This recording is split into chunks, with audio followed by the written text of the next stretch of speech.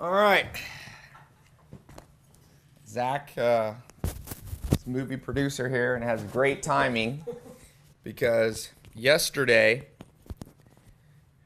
I got invited to the new Lord of the Rings, The Hobbit, I was corrected, world premiere with Peter Jackson and Orlando Bloom, which Zach missed out on. Some people have all the luck, Zach. All right, so these microphones are not the greatest thing. Sorry, I'm a little bit late here. We'll erase this. I realize that's the thing about live TV. Can't be late. All right, so let's get started.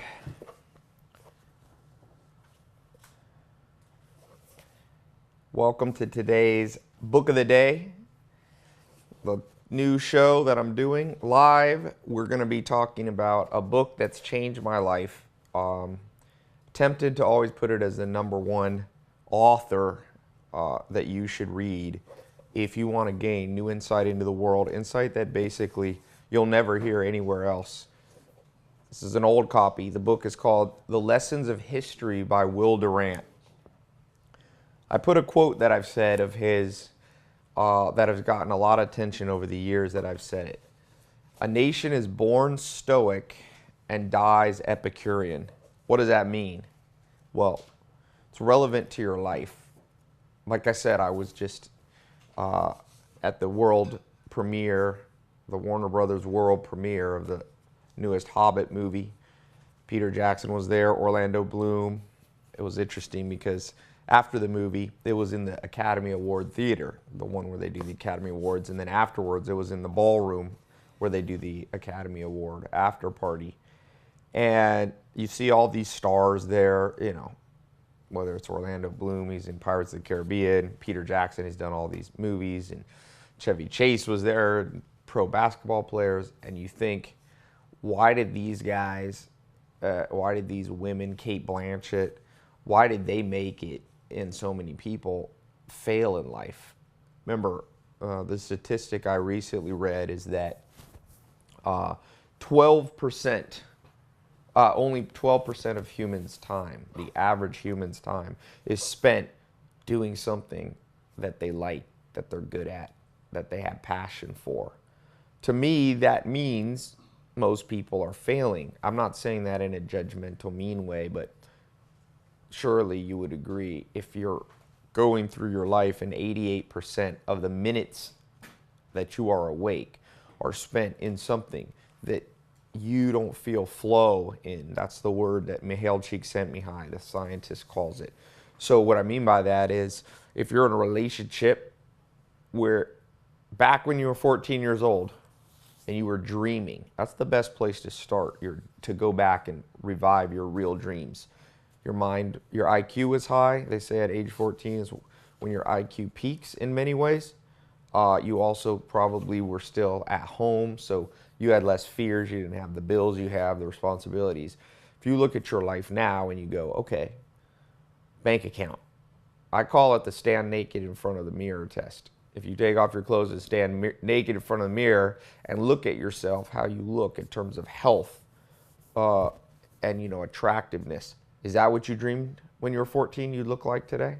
When you looked forward to your life at 14, where you're like, wow, that's what I'm going to look like when I'm, whatever age you are now.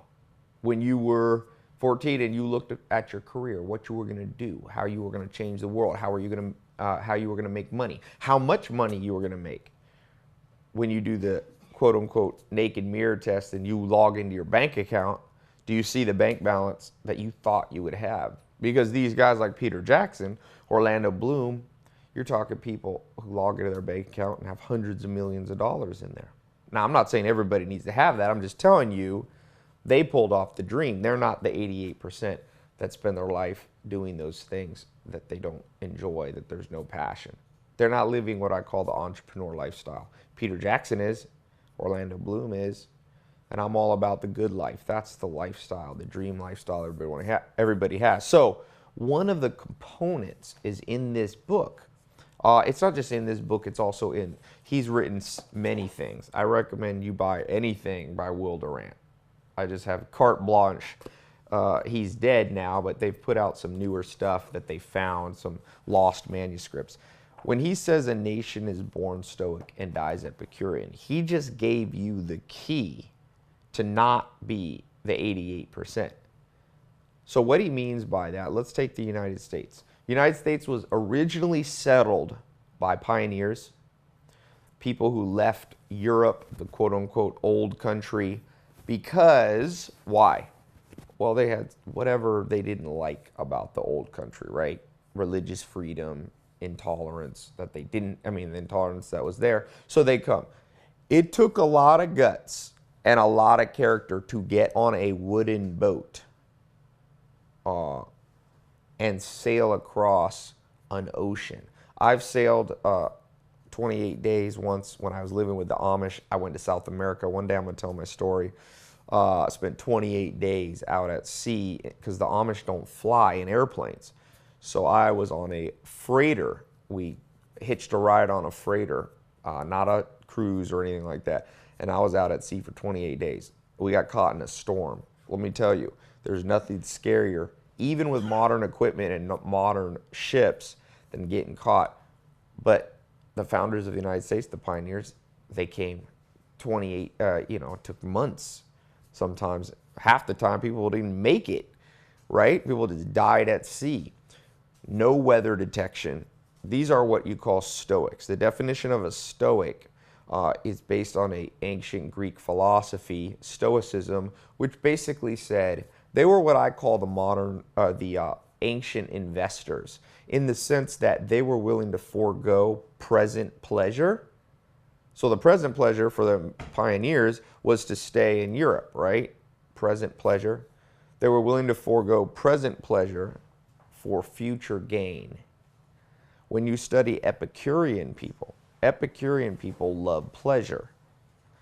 So those are the people that said, you know what? I'm going to forego the future investment. I'm going to forego investing in my future because it feels good right now. In the modern world, there's a lot of songs that talk about YOLO, you only live once. That's more of an Epicurean approach. I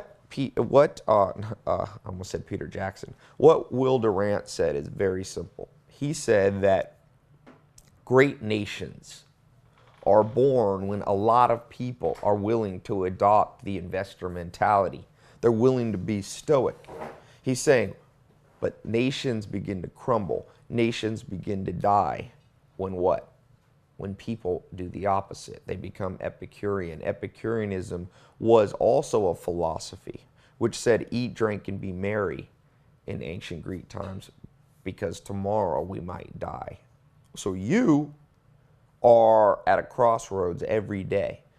My advice to you, and not my advice, but the advice of the Pulitzer Prize winning author Will Durant, and maybe the greatest historian and greatest philosopher, I think, of our time, he says very simply, or his advice, if you read between the lines very simply, is that you have to strike a balance. In the modern world, just understand, you're always being pushed towards Epicureanism. You're always being pushed towards not being an investor and being a consumer and going the route that gives you the most pleasure today. And there's nothing wrong with that in a sense, as long as you can find the balance. Just understand now, the balance is so far skewed away from this stoic approach. These people who make it in life, whether it's pro athletes, business people, people who change the world with ideas, and scientists. And I'll give you an example. I saw this Stephen Hawking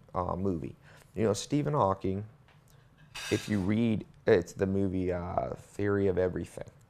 It's not my favorite movie, but it was okay. It didn't talk enough about Stephen Hawking. But in there you see, here's a man who not only has pushed the limits of modern scientific theory, cosmological theory, one of the smartest guys out there, if not ever, certainly alive today, one of the smartest guys. But he put in the work. he got this he got Lou Gehrig's disease, ALS, which basically he was told he has 2 years to live until he's going to die a horrible death. He's going to basically, you drown in your own fluids is what happens. Your lungs slowly die, and your brain's fully aware, so you're cogent and you just die. It's a really bad disease. My aunt got it actually and died from it. But he was able to do everything he did, from ending up in a wheelchair and having to write books, winking his eye, and using a computer to write books. More than one of them, best-selling books. Think about you and I. How many books have we written, even though we have all our hands? We have all our health. See, he's stoic, and you and I have fallen prey to being Epicurean. He put in the time no matter how hard it was. As Al Howe, when I first worked at GE Capital, worked at the big financial side of things at GE, he said, Ty, millionaires, successful people are just the people who do the things that everybody knows they should do but won't do. Nations are born stoic. They're born and created by great people, but they die when it becomes too Epicurean. Now, what I want to talk about in this book is why does that happen? So I keep the notes also here. Oh, by the way, the book of the day deal today. Every day I like to do a book of the day summary if you're on my email list. Hopefully, if you're not, make sure you're on there. If you're watching a replay of this on YouTube, be sure to subscribe, okay? Because if you subscribe, you're the first one. You get the cutting edge stuff. Sometimes I do special deals that are only for like 24 hours and stuff like that. So subscribe to my YouTube. There should be a little pop-up here or the button, and you'll get those special deals right when I release them. I've got all kinds of cool stuff. So check out this book. It's not very expensive. It's not hard to read. It'll change your life. It'll give you insight into, like I said, the mind of history. Will Durant says we spend much too much time on the last 24 hours of news and not enough time on the last 6,000 years. Forget what CNN and what all the different news channels and the media is trying to push on you as important news. Don't forget, he says, throughout history, the lessons of history, he says, are often more important than the lessons of the last 24 hours. So here's why. So you should see a button on this, okay?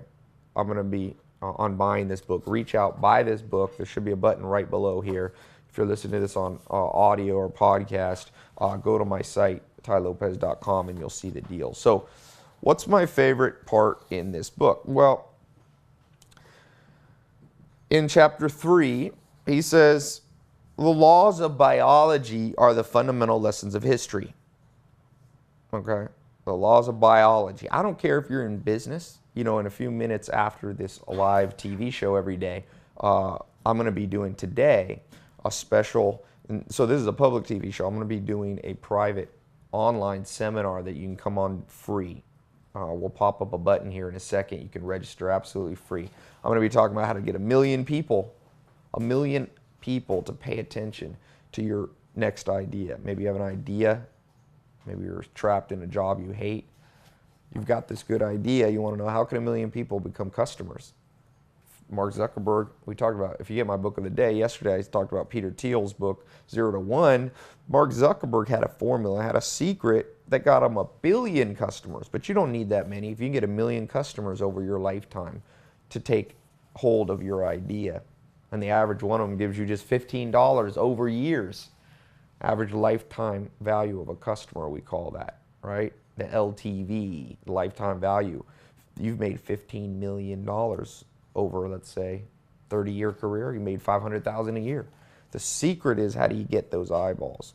I've been able to get over 1 million people in different businesses that I have, more than 1 million as customers. So check it out, register. It'll be in a few minutes. If you're watching a replay, if you go to tylopez.com, you'll see the schedule. I do these every so often. I don't do them every day. But so when I talk about how to get 1 million eyeballs, or we talk about why it's important, for a nation to not just be Epicurean pleasure seekers, but also to have Stoic peoples willing to invest in themselves and life and family and community. It's because the laws of biology, Durant says, are the fundamental lessons of history.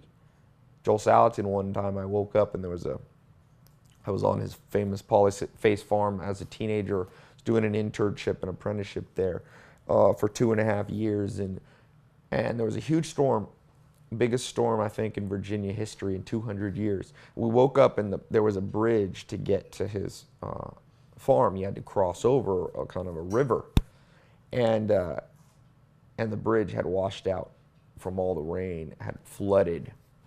And I've never seen Joel is the most optimistic person. He's a very Stoic person, by the way. He can be, fun. He has some Epicurean, but he's well balanced between Stoic.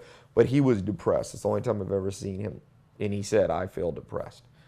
And he said, Ty, remember, Mother Nature laughs last. I've never forgotten those words. He was saying the same thing. The laws of biology, like if you have a bridge and it floods, that flood, when it rains too much, is not going to care about your man-made plans to build a bridge. It's going to wash it out. So when you build your bridge, make sure you build your bridge in such a way that the water can rise over it. You got to adapt to Mother Nature. And the same thing applies to the good life that you're seeking. Health, wealth, love, and happiness. You can't just say, oh, I want to be a vegan. Ooh, I want to be paleo. Ooh, I want to be fruitarian or raw, whatever. You have to go, what is biology? What has it set as a rule for my body? Dr. Rohn in the book Inheritance says the future of dieting is personalized diets. Some people, he says, will die eating one piece of apple. They have fructose intolerance. So you can't just follow exactly what the USDA says, that all people should have a few pieces of fruit. That might be the general truth, but you must be specific because the laws of nature are the most important lessons you learn from history and from today. So what's another law relevant? Here's a fascinating law. The first biological lesson of history is that life is competition. The reason you can't be so Epicurean and love just pleasure and never invest in yourself is because, just like here in Hollywood, other people want to be the next movie star, the next Orlando Bloom. If you're in music, the reason that you have to understand that life is competition, see, even at a cellular level, you have different organisms and processes going on in your body right now competing for the same food and energy that you have. That's why you have an immune system to fight off competing organisms, parasites, viruses, right? All the bacteria. But that same thing is also happening in a big scale. It's happening in your business career. The reason you can't just say, well, I'm gonna read one book a month, Ty. I'm not gonna invest much. I like to play video games all day, or I like to just go shopping, or whatever's your Epicurean pleasure-seeking thing. You can have some of it, but if you have too much, you've forgotten that life is competition. Competition is not only the life of trade, it is the trade of life. Peaceful when food abounds, violent when the mouths outrun the food. When there's not enough quote-unquote food and opportunity, it becomes even more competitive. And in a world of 7 billion people that you live in today, make no mistake, it's going to get more competitive. More. All right. Animals eat another without qualm. Civilized men consume one another by due process of law. He's saying, yeah, we might not live in ancient times where we just animal eat animal, but now you do it with lawyers. Cooperation is real, he says. We cooperate in our group, our family, our community. But he says competing groups have the qualities of competing individuals. We may have altruistic tendencies towards our group, our tribe, but tribes compete with each other too. So he says, we are acquisitive, greedy, and pugnacious because our blood remembers millenniums through which our forebears had to chase and fight and kill in order to survive and had to eat to their gastric capacity for fear they should not capture another feast. What he means is, if you're in my 67 Steps program, make sure you check it out. It's very inexpensive, and it looks like I'm going to have about 1 million positive comments in a year on this program that I put out.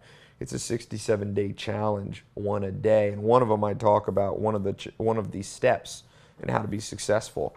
The 67 steps is I say that we have the whisper of 10,000 generations. You're not just you. The thoughts that you have and the ambitions and who you want to date and the greed you might feel, the selfishness, the lust, the altruism, that's not just you. That's the whisper of the 10,000 generations of your parents and great-great-great-great-grandparents that came before you. Whisper it into your ears, the things that work for them. This is natural selection, and this is what makes you and I who we are. Everything you don't understand about life, you can explain almost all of it by the whisper of 10,000 generations. You know why people play video games. You know why they watch TV. You know why people cheat on their husbands and wives and all these things. It's the whisper of 10,000 generations. Things that may have worked for our great-great-great-grandparents, thought processes that were passed on to us through our DNA. Doesn't mean you have to be trapped, but you must understand why they're there. But now it comes into, if that's true, if we are competitive, then listen to this. And this is the main lesson I want you to take away from today's Book of the Day show. The second biological lesson of history is that life is selection. Remember, in the competition for food or mates or power, some organisms succeed and some fail. That's what I was talking about, Hollywood. That's your life. When you were 14, you envisioned yourself succeeding. Alan Greenspan, in this new book I reviewed called The Map and the Territory 2.0, the former head of the Federal Reserve and one of the most powerful men in history, in recent history, he said, over-optimism is the greatest bias, that cognitive mistake and bias that we have in our brain. So when you were 14, you didn't envision yourself losing the competition for food, i.e. money, or mates or power. You envisioned yourself as one of the people who won. But now you wake up. It's not going to do any good to be over-optimistic. I'd rather be surrounded by somebody who says, oh, I don't know if I'm going to win the NBA basketball championship, but they put in the time and they're stoic enough to win. It's not about what you say, it's about what you do. Talk is cheap, like the old cliche says. He says, since nature has not read very carefully the American Declaration of Independence or the French Revolutionary Declaration of the Rights of Man, we are all born unfree and unequal, subject to our physical and psychological heredity and to the customs and traditions of our group, diversely endowed in health and strength and mental capacity and qualities of character. Nature loves difference as the necessary material of selection and evolution. Identical twins differ in 100 ways, and no two peas are alike. He's saying, you might have been taught, I have been taught, that we're all equal, and in the sense, we can say that as governmental, we can pass laws that make us equal, and those are good. But when it comes down to it, it's always obvious. When you were in school and you want to play sports, were all the kids equal? Naturally, no. Is everybody equally skilled at math? You think everyone's equally skilled at acting? Everyone's the same level good looking or, tall, dark, handsome or whatever? No. Now, there's a way to get out of that if you weren't naturally born that way, but we still can't ignore the cold, hard facts. He says inequality is not only natural and inborn. Now listen to what he says. It grows with the complexity of civilization. That means what's going on, what you feel, oh man, it's hard to get what I want in life. It's only going to get harder because it says it grows with the complexity of a civilization, i.e. the more people in the world, the more technological innovations there are.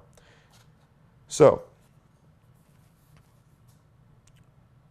we have to. He says, nature smiles at the union of freedom and equality in our utopia. We're trying to create a utopia. Many of us look to the government. We say, the government will have the answers. The government will make an equal world. It'll make it equal and job opportunities equal for all people. And I hope that government does. But I do remember those words that Joel Salatin said, which Mother Nature laughs last. The best laid plans of us, of our family, community, and government is still subject to Mother Nature. So, what's the course? The course is not that you should look down on other people and say you're they're inferior to you, it's not to give up and feel paralyzed and go, there is no way, you know, I can ever compete in an ever growing complex world. No, no, none of that is true. It's a little bit more like once you understand this, you get more excited because there is something on your side that's happening. Charlie Munger, the great billionaire, he said when he was at Caltech, I think he went to Caltech, he was studying to be an aerodynamics engineer or something like that. And he said there was one kid that was always better than him. I forget his name. It was like Herman or something. These are old guys, so these are old names. And he said, you know, this Herman guy, he looked over, Charlie Munger looked at Herman and said, I will never be as good at aerodynamic engineering and math as that kid. So he dropped out of the program and he went into business. He said, this is where I can compete. See, he went back to the ancient philosophy like the Oracle of Delphi, Socrates, Plato, and he said, know thyself. And he knew himself that that is a place he couldn't compete. So instead of feeling paralyzed by the law of biology and Durant's Stoicism versus Epicureanism, he said, no, I'm going to go where I can thrive. And almost every person I've ever met has one place. You have one place where you can compete, where the biological laws of competition and the second law of selection will not be your adversary, but will boost you. You know, for me, it's businesses around education and ideas. I talk a lot about this. If you haven't figured out your career destiny, you better figure it out fast. I don't care if you're 14 or 5. I think you can figure it out extremely young. In fact, there's a good science that says the most correlated component of anybody's life, correlated with future success, is the age at which they start. I don't care whether we're talking about Arnold Schwarzenegger was doing push-ups at 5 years, 6 years old. Parents made him do that to earn breakfast. He talks about that in his great autobiography, Total Recall. I don't care if you're like one of my mentors, who now is one of the top real estate investors in the world. He told me he started at 12. Warren Buffett started at 7. Bill Gates started at 13. I was just reading about Quentin Tarantino, the great director and writer of all the, you know, Pulp Fiction and Django and all these Academy Award level movies and so on. He dropped out of high school at 15. Richard Branson dropped out of high school. I'm not suggesting you drop out of high school or college. That's not my point. The point is, the sooner you figure out, the more likely you are to be able to compete. I went and saw Steven Spielberg had a small invite-only movie screening down here on Sunset Boulevard that I was invited to. He was there. Never seen such a mob of humans try to get somebody's autograph. I was there with them and people were jumping over me to get to this guy. But he said he started making his first movie at 6 or 7 years old. Now, if you're older, you're watching this, you're 60 years old, there's still people. Ray Kroc, 52 years old, McDonald's, 65 years old for Colonel Sanders starting Kentucky Fried Chicken. Laura Ingalls Wilder didn't publish her books till later. Ricky Gervais didn't start until his 40s. I mean, there's no age at which you should feel paralyzed, but understand, today's the youngest you'll ever be. So mathematically and logically, you start today. First thing you must do is identify where you can compete. Now, I don't have time to talk about it. I'm going to be talking about this, especially in career. Remember what Thomas Carlyle said. Blessed is the man, blessed is the woman who finds their career. Sigmund Freud, when asked what it takes to be happy, he said you have to get Schafa and Leva, you have to get love and career correct. Those two things. I would add to that health, right? You get those three, now you have happiness, you have the good life. And it always starts with being stoic enough, being enough of an investor to be willing to ask, seek, and knock long enough. Some people say, Ty, for the last 2 days, I've been trying to figure out what I should do with my life. Well, that's not long enough.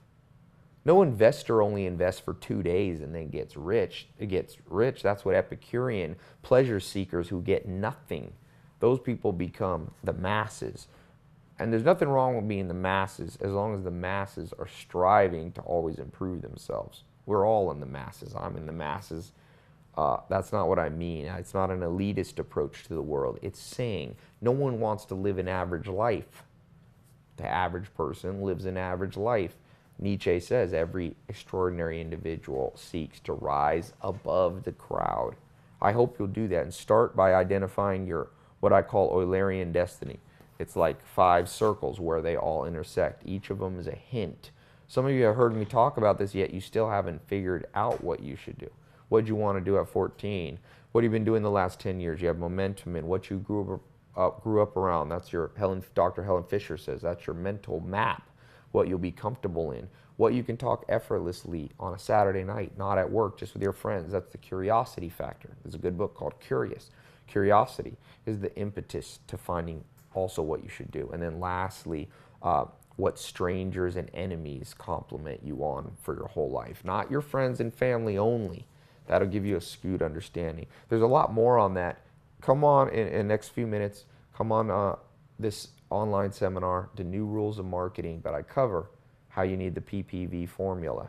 And the first one starts with a plan, which comes back to understanding the biological laws. So for my next show, I didn't get time today, but I want to do this. Reach out to me on Twitter, @TyLopez, or on my Facebook fan page. It's Facebook/Ty Lopez Official. Ask me the questions you'd like me to answer, and this show is live. You might be hearing a recorded version, but I do it originally each morning in California time at 11:30 a.m.